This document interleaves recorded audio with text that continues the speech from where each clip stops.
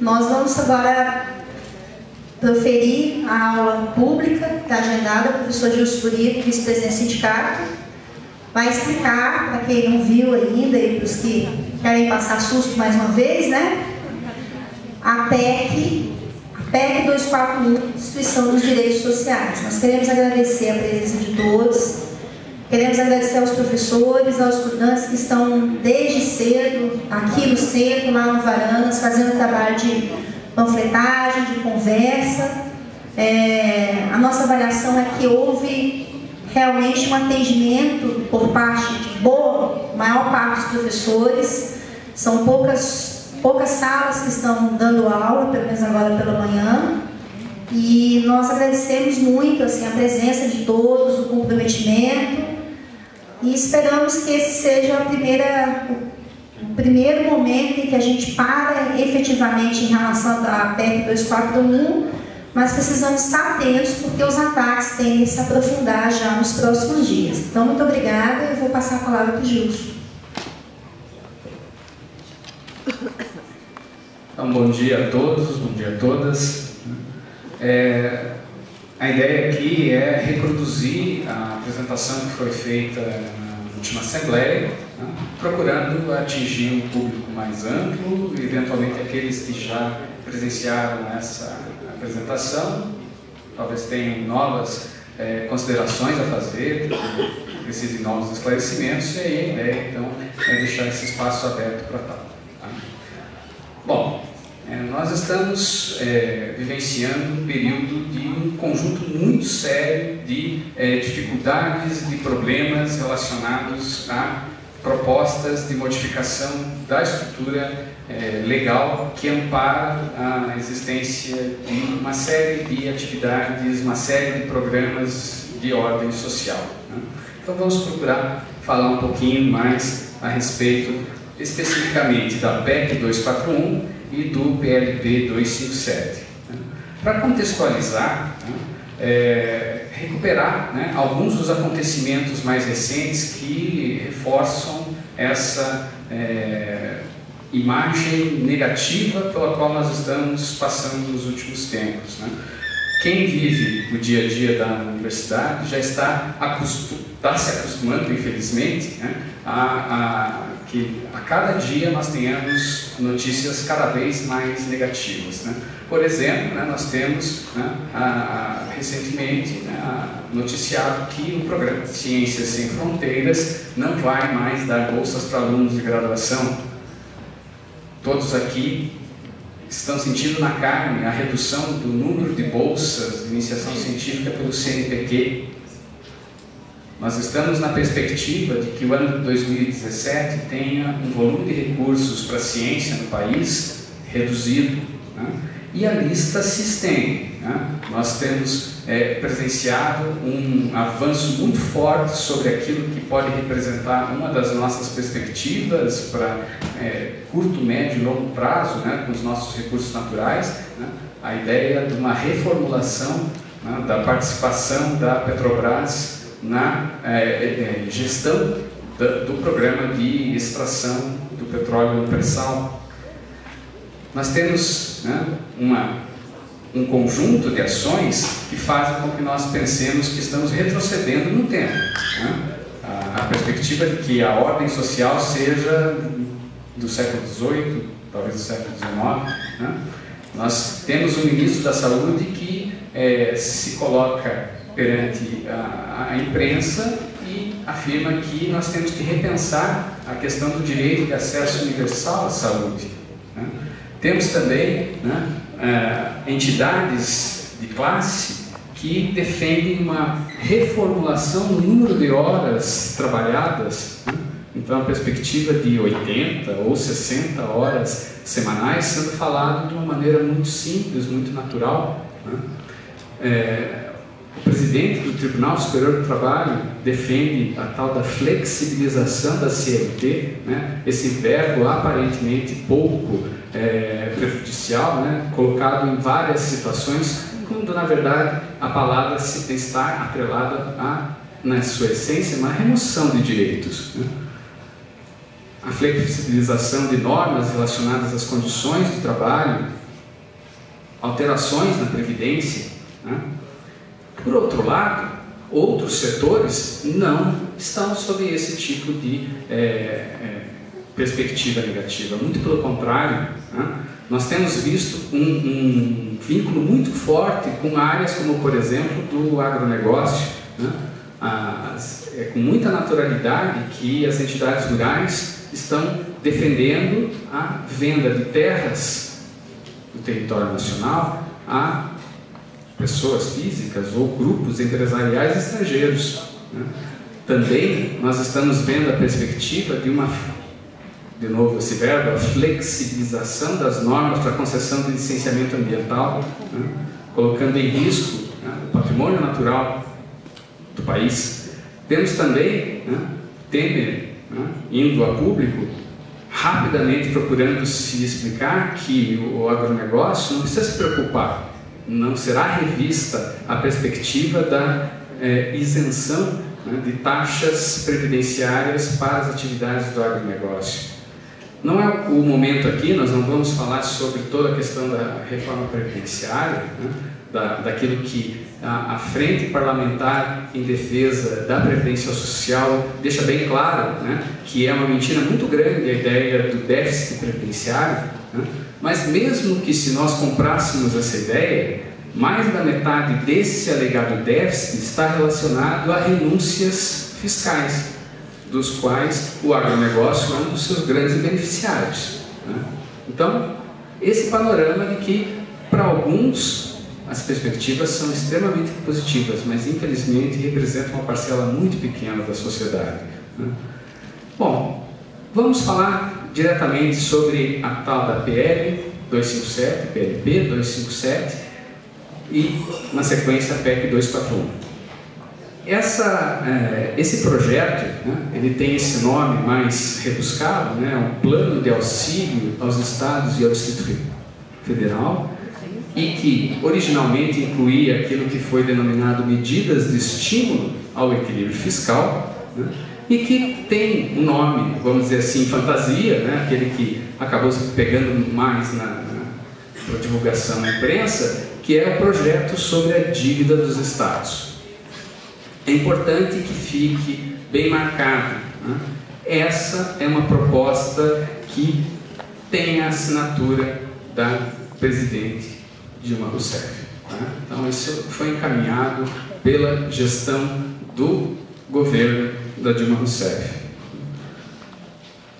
É importante também que fique claro que essa proposta, que está ligada a trabalhar, né, em prol do pagamento de uma dívida que os estados contraíram ao longo dos últimos anos, ela tem uma falha grave na sua essência. Afinal, que dívida é essa? Ela existe? Ela é justa? Ela é moral? Né? Isso, na verdade, não foi devidamente avaliado, né? Então, peço que vocês procurem se informar um pouco mais sobre o movimento da auditoria da dívida pública, né? A maior parte do que está relacionado a essa dívida diz respeito ao pagamento de juros, ou seja, né, é algo extremamente equivocado, é uma inversão de prioridades do Estado, e é para isso que esse projeto foi basicamente construído. Então, existe um movimento em prol de reverter essa lógica de privilegiar o pagamento da dívida, né? E esse é só um exemplo da Frente Parlamentar que foi instituída recentemente, né?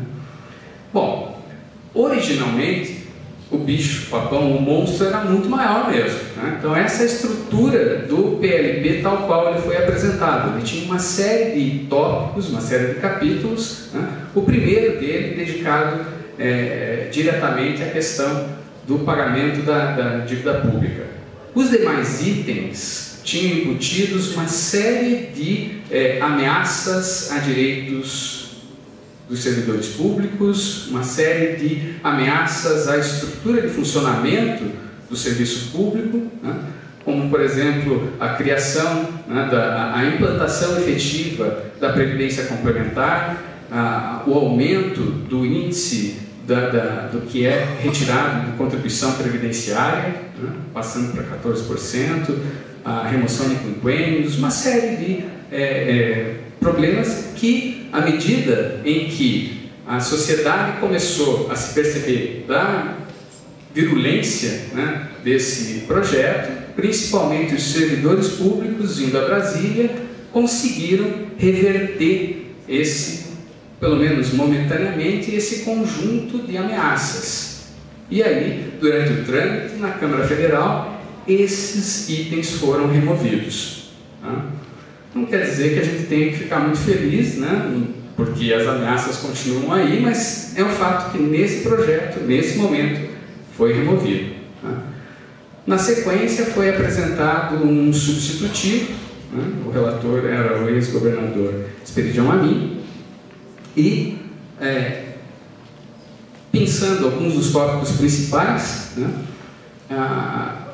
O projeto apresentava algumas limitações, ou apresenta, né, algumas limitações que serão aplicadas aos estados que aderirem a esse programa. Né? Essas modificações, né, serão aplicadas nos próximos 2 exercícios fiscais, ou seja, os próximos 2 anos. Né? E isso se traduziria da seguinte forma: né? Uma limitação no crescimento anual das despesas primárias correntes, né, corrigidos pelo índice inflacionário. O outro tópico que ainda aparecia nesse momento era o que impedia a concessão de vantagens, aumentos, reajustes, qualquer tipo de modificação de ordem salarial, também ainda constava nesse momento do projeto. Durante as negociações, para que esse projeto pudesse ser aprovado, esse tópico foi removido. Né? Bom, no andamento do trâmite desse projeto, ainda ficaram em pauta uma série de destaques apresentados pela oposição, né? Mas a estrutura maior do projeto foi, então, aprovada nessa data, né, do dia 10 de agosto, e, na sequência, esses destaques foram rejeitados e na Câmara o projeto foi aprovado. Foi aprovado no dia 30, no dia 31, Rodrigo Maia encaminhou para o Senado, e agora é lá que se encontra esse projeto. Por uma questão de trâmites nas casas, o projeto mudou a sua nomenclatura. Ele agora no Senado não é mais o PL 257, é o PLC 54. Tá? Bom, se nós procurarmos na página do Senado, a gente tem como acompanhar os diferentes movimentos, né? As diferentes comissões onde ele se encontra. Né? Então, no momento, ele está na Comissão de Assuntos Econômicos, né, que é presidida pela senadora Gleisi, né, que definiu como relator da matéria o senador Armando Monteiro, e só chamar a atenção para uma emenda que já foi apresentada a esse PL, a emenda de autoria do senador José Aníbal, do PSDB. Essa emenda, ela tem como principal justificativa, de acordo com esse senador, a de que o projeto não deve avançar sobre a autonomia de estados e o Distrito Federal na competência de criar normas para fazer gestões relacionadas ao trabalho com recursos públicos. Né? Em essência é isso. Né? A proposta nessa emenda é que somente esse projeto possa ser aplicado para os estados ou Distrito Federal que tem uma legislação própria para trabalhar com o que diz respeito com a dívida pública. O interessante é que no conjunto da emenda existe, né, a proposta da exclusão de um artigo, né, o artigo 4º, e esse artigo 4º é aquele que prevê a implantação dessas regras mais severas nos próximos 2 anos e que o conjunto dos recursos aplicados em mais diversas áreas só poderia ter um reajuste pelo índice inflacionário. Então, a proposta do PSDB é remover esse item. o que teoricamente parece positivo, né? Mas na verdade, né, o que isso significa é essas alterações são transferidas para os estados. Então os estados é que terão a competência de atribuir a aplicação desses índices, né? Isso tudo, na verdade, também está embutido em um movimento maior, que, no que diz respeito aos interesses do governo atual, né, parte das suas preocupações estariam sendo atendidas pela aprovação da LDO. A LDO federal foi apresentada e aprovada, né, naqueles termos, mas já estipula que os gastos primários da União para o ano que vem não poderão ser superiores aos de 2016 e, em essência, já estão aplicando os parâmetros restritivos previstos na PEC 241. Tá? A gente já vai então agora falar o que realmente representa a PEC 241, mas a lógica é um congelamento com eventuais reajustes ou modificações dos montantes aplicáveis nas diferentes áreas apenas com uma correção pela inflação. Quem é a PEC 241? Mais uma vez, né, ela tem um nome aparentemente não tão assustador, né, mas é a instituição de um novo regime fiscal. Diferente do PL, né, o que está em jogo aqui é uma mudança da Constituição. Certo? O PEC é uma proposta de emenda constitucional, que tem esse nome que é veiculado, que parece ser uma coisa até positiva, né, é o projeto do teto dos gastos públicos. Parece algo assim, um pouco assustador quando dito dessa forma, né? Os movimentos que já aconteceram com relação à PEC. Ela já foi apresentada na Câmara, na Comissão de Constituição e Justiça já foi votado a sua admissibilidade, ou seja, ela foi considerada apta a circular nas demais comissões e fazer seus demais movimentos. Aparentemente não foi identificada nenhuma inconstitucionalidade, de acordo com o que essa comissão pregava. Bom, o que tem nessa proposta?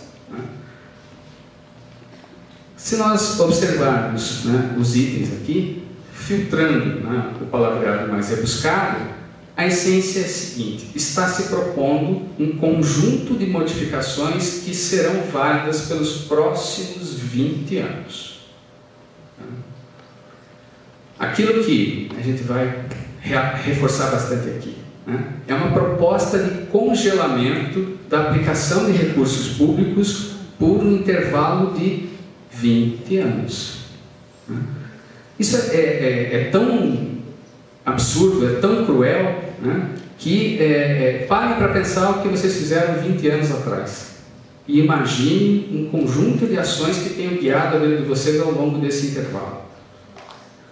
Projetem cenários para daqui a 20 anos. Isso é muito drástico. Bom, existe uma pequena amenidade, né, que no texto há uma previsão de que isso pode vir a ser revisto daqui a 10 anos, né, o que não refresca lá grande coisa, né. Só para contextualizar, essa é uma proposta de alteração da Constituição. Isso significa que para sua aprovação são necessários 3/5 dos votos dos congressistas. É diferente do que a gente precisa para aprovação, por exemplo, dessa PL 257, agora com a modificação da nomenclatura PL 54. É diferente do que foi necessário na aprovação da LDO. A LDO precisa apenas a aprovação da maioria simples. Então, ainda é momento de fazermos com que essa figura não se concretize. Nós temos condições de intervenção. Precisamos nos mobilizar, precisamos atuar nas frentes que temos à nossa disposição, esclarecendo, cobrando, dos nossos representantes, se eles têm noção do que está associado com a implantação do que está previsto nessa PEC. Nós temos uma série de movimentos acontecendo no momento, né?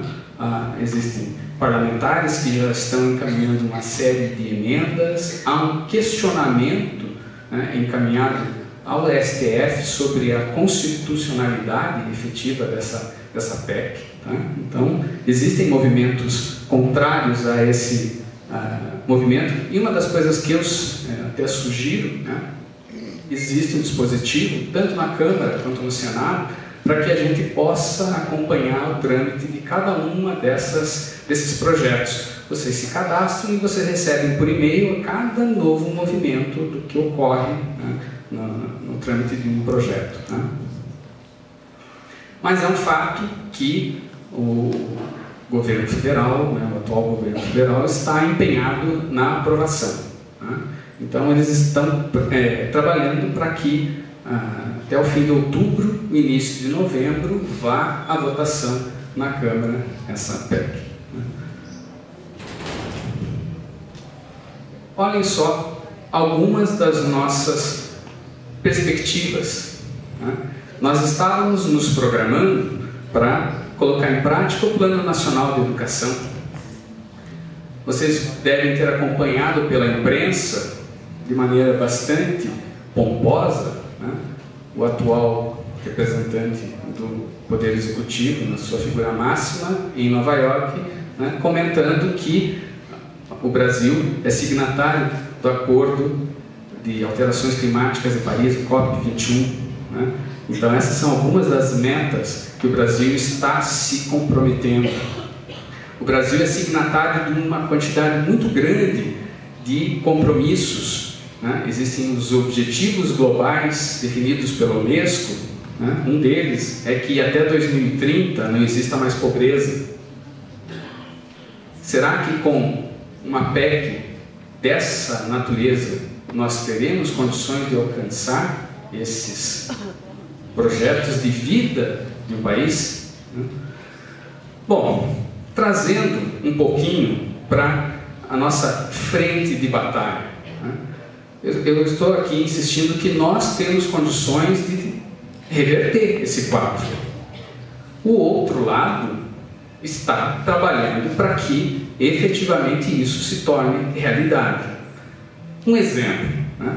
Na condução, né, durante os movimentos que levaram à aprovação da PL 257, vocês viram que eu mencionei agora há pouco, que vários dispositivos acabaram sendo retirados. Esse aqui é o editorial da Gazeta do Povo, criticando o Temer. Né? Então aqui ele diz que está na hora do Temer demonstrar a sua posição de estadista, né? Mas na verdade ele fraquejou, já que ele aceitou retirar do texto o artigo que previa o congelamento dos reajustes dos servidores por 2 anos. Então vejam, a pressão está acontecendo em vários níveis. Né? Vocês devem ter acompanhado, né, nos últimos meses, uma série de representantes de entidades patronais dos moldes FAEP, FIEP e outras, né, trabalhando para colar a imagem de que os servidores públicos é que são os responsáveis por tudo de errado que está acontecendo. É um grupo, uma casta privilegiada e que está na hora de finalmente contribuir com a sociedade. Né? Então, há um movimento dessas entidades solicitando que os deputados barrem qualquer tipo de aumento aos servidores. Esse é o modelo da carta, né, encaminhada pelo presidente da FAEP a todos os deputados estaduais, e que lá dentro está essa essência. Governador, Assembleia, não concedam qualquer tipo de reajuste, qualquer tipo de, eles usam a palavra aumento, né, aos servidores públicos. Um outro exemplo, esse vindo lá de Londrina, né, do presidente da Associação Comercial e Industrial. Mais uma vez, batendo na tecla, os servidores terão de se submeter aos mesmos sacrifícios que os trabalhadores do setor privado estão passando. Né? E, mais uma vez, defendendo congelamento do salário do funcionalismo nos anos de 2017 e 2018. Então, vendendo a imagem de que nós somos os privilegiados e conosco não aconteceu nada de ruim nos últimos tempos, né? Então, só refrescando a memória, o que aconteceu no dia 29 de abril, as consequências, muitas delas nós temos ainda no corpo e outras que virão a médio e longo prazo. Vejam o que o Tribunal de Contas afirma, Tribunal de Contas do Estado. A Previdência Estadual não terá saldo para bancar as aposentadorias em 2037. Os servidores públicos não contribuíram, nem que seja contrariados, com nada até agora, né? Bom, e esses movimentos continuam, né? Nós temos, né, recentemente, ao longo dessa semana, a aprovação de uma série de novas medidas daquele que é a mais recente versão dos pacotaços do governo estadual, Richa e companhia, né, incluindo, né, as modificações das possibilidades de venda da participação acionária na Sanepar e na Copel. Outros movimentos estão por vir, né? Bom, resumindo, né, nós vamos estar aí numa perspectiva extremamente ruim. Essa perspectiva do congelamento dos gastos com educação, ações sociais, saúde, gastos públicos, e que não achem que é algo que acontece apenas em escala federal. Nós vamos ter a perspectiva de que aqui no Estado passemos a ter essa mesma realidade. É um efeito cascata, estados e municípios não existem desconectados com a realidade em nível federal. É isso.